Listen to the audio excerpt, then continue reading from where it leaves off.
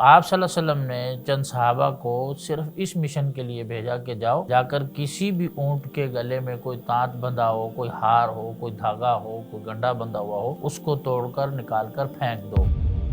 انسان یہ عقیدہ نہ رکھے کہ بس میں نے یہ پڑھ لیا، اب اسی سے میں ہر صورت میں اس سے ٹھیک ہو جاؤں گا۔ یہ عقیدہ رکھے کہ اللہ نے اگر اس میں شفا ڈال دی تو اس سے مجھے فائدہ ہوگا۔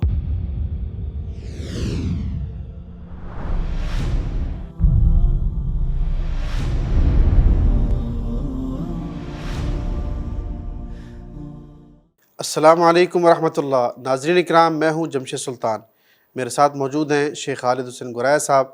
جن سے آج ہم اس روایت کے بارے میں پوچھیں گے جسے سیدہ عائشہ رضی اللہ تعالی عنہ ام المؤمنین سے روایت کیا جاتا ہے کہ آپ نے فرمایا کہ تعویذ وہ نہیں جسے مصیبت کے بعد لٹکایا جاتا ہے، بلکہ تعویذ وہ ہے جو مصیبت سے پہلے لٹکایا جائے۔ اس روایت کے بارے میں ہم شیخ صاحب سے آج پوچھیں گے کہ اس کی کیا تشریح اور کیا توضیح ہے۔ جی شیخ صاحب۔ بسم اللہ والصلاۃ والسلام علی رسول اللہ وعلی آلہ وصحبہ ومن والہ بعد۔ یہ جو روایت آپ نے ذکر کی ہے، یہ سنن بیہقی میں یہ روایت موجود ہے، جی اور اس سے بعض لوگ یہ مطلب نکالتے ہیں کہ جیسا کہ سیدہ عائشہ تعویذ کو جائز کہہ رہی ہیں، جی ہاں، حالانکہ اس کا یہ مطلب نہیں ہے۔ یہ معنی جو ہے مجمل ہے، اور وہ تعویذ کی ماہیت بیان کر رہی ہیں اس میں کہ تعویذ کسے کہا جاتا ہے عرب کے ہاں۔ تو اس وجہ سے وہ فرماتی ہیں کہ تعویذ وہ ہے جو مصیبت آنے سے پہلے لٹکا لیا جائے، اسے تعویذ کہا جاتا ہے۔ تو اس روایت میں کہیں تعویذ قرآن کے تعویذ لٹکانے کا ذکر نہیں ہے، نمبر ایک۔ نمبر دوسری، ایک اور روایت آتی ہے انہی سے کہ فرماتی ہیں کہ لا بأس بتعلیق التمائم من القرآن، کہ قرآن سے تعویذ لٹکانے کا میں کوئی حرج نہیں ہے۔ وہ روایت جو ہے وہ روایت سخت ضعیف ہے۔ اس میں سلیمان بن ابی کریمہ ایک راوی ہیں جو کہ ضعیف ہیں، امام ابی حاتم نے اسے ضعیف کہا ہے، اور ابن عدی نے رحمہ اللہ نے فرمایا کہ حدیث میں منکر ہے، یعنی کہ ایسی روایات بیان کرتا ہے جو کہ ضعیف ہیں اور ثقات کے مخالف روایتیں ہیں۔ ٹھیک ہے۔ تو ان دونوں محدثین کے حکم کے بعد یہ روایت جو ہے وہ ٹھیک نہیں ہے، بلکہ ضعیف روایت ہے۔ اور دوسری بات یہ ہے کہ رسول اللہ صلی اللہ علیہ وسلم سے بعض روایات میں یہ بھی ذکر آیا کہ آپ فرماتے تھے، بلکہ بعض صحابہ کو آپ نے قاصد بنا کے بھیجا کہ جاؤ جا کے اگر کسی بھی اونٹ کے گلے میں، کسی جانور کے گلے میں کوئی تانت کا دھاگا بندھا ہوا ہو، کوئی گنڈا ہو، کوئی پٹا ہو، تو اس کو فوراً جو ہے توڑ دو، نکال کر پھینک دو۔ اور آپ صلی اللہ علیہ وسلم پھر فرماتے ہیں کہ یہ اللہ تعالیٰ کے حکم کو نہیں ٹال سکتی یہ چیزیں، تو لہٰذا جو کوئی بھی چیز جو لٹکائی جائے جانور کے اوپر مصیبت آنے سے پہلے کہ اس مصیبت سے ہم بچ جائیں، جیسا کہ آج کل آپ نے دیکھا ہوگا کہ عموماً گاڑیوں پر لوگ کالا کپڑا لٹکا دیتے ہیں جوتے لٹکاتے ہیں۔ یا جوتے لٹکا دیتے ہیں۔ اب ان کا مقصد یہ ہوتا ہے کہ گاڑی نہیں لی ہے، اچھی ہے، کوئی دیکھتے ہی اس کو نظر نہ لگا دے، تو نظر سے بچنے کے لیے جی ہاں، وہ جوتا لٹکا دیتے ہیں، کوئی دھاگا لٹکا دیں گے، کالا گھوڑے کے نال کا جو نقش ہوتا ہے لوہے کا، وہ بھی لٹکا دیتے ہیں۔ وہ لٹکا دیتے ہیں، وہ کالا کپڑا لٹکا دیتے ہیں۔ تو آپ صلی اللہ علیہ وسلم نے چند صحابہ کو صرف اس مشن کے لیے بھیجا کہ جاؤ جا کر کسی بھی اونٹ کے گلے میں کوئی تانت بندھا ہو، کوئی ہار ہو، کوئی دھاگا ہو، کوئی گنڈا بندھا ہوا ہو، اس کو توڑ کر نکال کر پھینک دو۔ اور پھر آپ نے فرمایا کہ اللہ تعالیٰ کے فیصلے کو یہ چیزیں نہیں ٹال سکتی۔ جی ہاں، تو لہٰذا تمام مسلمانوں کو ایسی چیزیں لٹکانے سے، چاہے وہ جو ہے نظر سے بچنے کے لیے ہوں یا کسی بھی چیز کے لیے، تو ایسی چیزیں لٹکانے سے گریز کرنا چاہیے۔ اور سیدہ عائشہ کی جو روایت آپ نے بیان کی ہے، وہ روایت جو ہے پہلی جو صحیح ہے اس میں اجمال ہے، اس میں انہوں نے قرآن کے تعویذ کو جائز نہیں کہا، اور دوسری جو روایت ہے جس میں قرآن کے تعویذ کا جواز نکلتا ہے، وہ روایت آپ کو بتایا کہ جیسے کہ وہ ضعیف روایت ہے۔ جی۔ تو شیخ صاحب، یہ جو جھاڑ پھونک کی جو اقسام ہم نے پہلے بیان کر دی تھی، اس کا حکم کیا ہے شرعی طور پر؟ دیکھیں، وہ جو ہم نے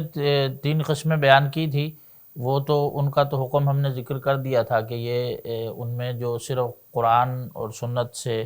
یا قرآن سے ثابت دعائیں ہیں، حدیث سے ثابت دعائیں ہیں، ان سے جو ہے دم کرنا چاہیے۔ جی ہاں،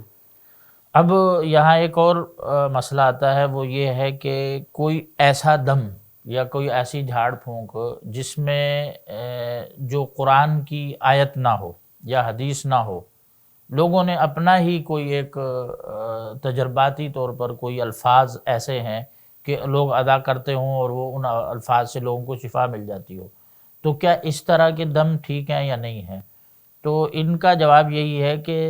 رقیہ شرعیہ کے لیے یعنی شرعی دم کے لیے جو علماء نے 4 شرائط ذکر کی ہیں بنیادی طور پر۔ پہلی شرط تو یہ بیان کی ہے کہ کوئی بھی آپ دم کر رہے ہیں تو وہ قرآن سے ہونا چاہیے، یا نبی پاک صلی اللہ علیہ وسلم کی سکھائی ہوئی دعاؤں احادیث سے ہونا چاہیے، یا اللہ تعالیٰ کے اسماء و صفات سے ہونا چاہیے۔ پہلی بات یہ ہے کہ یہ ان تینوں چیزوں میں سے کوئی دم ہو تو اس کو پڑھ کر کیا جا سکتا ہے۔ ٹھیک ہے، دوسری بات یہ ہے کہ عربی زبان میں ہونا چاہیے، یعنی کہ کسی اور زبان میں دم کرنے سے حتی الامکان گریز کرنا چاہیے۔ ہاں، تیسری بات یہ ہے کہ اگر کوئی دم عربی کے علاوہ کسی اور زبان میں ہے، اردو میں ہے مثال کے طور پہ، یا انگریزی میں ہے، یا کوئی پنجابی میں، سندھی میں، جس میں بھی ہے، تو اس کے لیے اہل علم نے یہ شرط لگائی ہے کہ اس کا معنی معلوم ہونا چاہیے، یعنی کہ اس کا مفہوم ہمیں پتہ ہو سننے والے کو۔ جب دم پڑھنے والا دم پڑھ رہا ہے تو جس پر پڑھا جا رہا ہے یا جو اس کے ارد گرد لوگ بیٹھے ہوئے ہیں ان کو پتہ ہو کہ بھئی کیا پڑھ رہا ہے، کیا کہہ رہا ہے، کیا کیا اس میں اللہ تعالیٰ سے مدد مانگ رہا ہے، ٹھیک ہے، کیا اللہ تعالیٰ کی حمد کر رہا ہے، ثنا کر رہا ہے، نبی پاک صلی اللہ علیہ وسلم درود پڑھ رہا ہے، کیا کر رہا ہے۔ یعنی کہ ایسے الفاظ نہیں ہونے چاہیے جو جن کا معنی ہی نہ پتہ ہو کہ کیا کہہ رہا ہے، ٹھیک ہے، تو وہ الفاظ، ایسے الفاظ سے دم جائز نہیں ہے جن کا معنی اور مفہوم ہی پتہ نہ ہو۔ معنی اور مفہوم پتہ ہونا چاہیے، اور وہ معنی اور مفہوم ایسا ہو کہ قرآنی تعلیمات کے خلاف یا شرعی تعلیمات کے خلاف نہ ہو۔ اور چوتھی بات جو ہے وہ اس میں یہ ضروری ہے کہ انسان یہ عقیدہ نہ رکھے کہ بس میں نے یہ پڑھ لیا اب اسی سے میں ہر صورت میں اس سے ٹھیک ہو جاؤں گا، نہیں، یعنی کہ بذات ہی اس کے مفید ہونے کا عقیدہ نہ رکھے۔ یہ عقیدہ رکھے کہ اللہ نے اگر اس میں شفا ڈال دی تو اس سے مجھے فائدہ ہوگا، بہتری ہو جائے گی۔ جیسے دوا استعمال کرتا ہے انسان، تو دوا جو ہے بذات ہی مفید فائدہ نہیں دیتی جب تک کہ اللہ کا حکم نہ ہو۔ تو اس دم کے بارے میں بھی جو قرآن و حدیث سے ہٹ کر ہے تو اس کے بارے میں اس کا یہ یقین نہیں ہونا چاہیے کہ اسی دم سے میں نے ٹھیک ہونا ہے، اگر یہ نہیں کراؤں گا تو میں ٹھیک نہیں ہوں گا، بلکہ یہ عقیدہ ہونا چاہیے کہ اس میں اللہ نے تاثیر ڈالنی ہے، اگر اللہ نے تاثیر ڈال دی تو میں ٹھیک ہو جاؤں گا، اگر اللہ تعالیٰ نے تاثیر نہ ڈالی تو نہیں ٹھیک ہوں گا۔ شفا اور بیماری اللہ کے ہاتھ میں ہے۔ جزاکم اللہ خیر شیخ صاحب۔ ناظرین کرام، آج ہم نے اس روایت کی تشریح اور توضیح جاننے کی کوشش کی جس سے تعویذ کے جائز قرار دینے والے اصحاب یا اشخاص جو ہیں اس کا سہارا لیتے ہیں تعویذ کو جائز بنانے کے لیے، پھر جب وہ ان دلائل کو استعمال کرتے ہیں پھر اس سے وہ اضافے کرتے ہوئے ایسے تعویذات اور ایسی چیزوں کو گھڑ لیتے ہیں، بنا لیتے ہیں جو کہ یقینی طور پر قرآن مجید، اللہ رب العالمین کے اسماء و صفات کی توہین پر مبنی ہوتے ہیں۔ لہٰذا ہر قسم کے شبہ سے بچنا چاہیے۔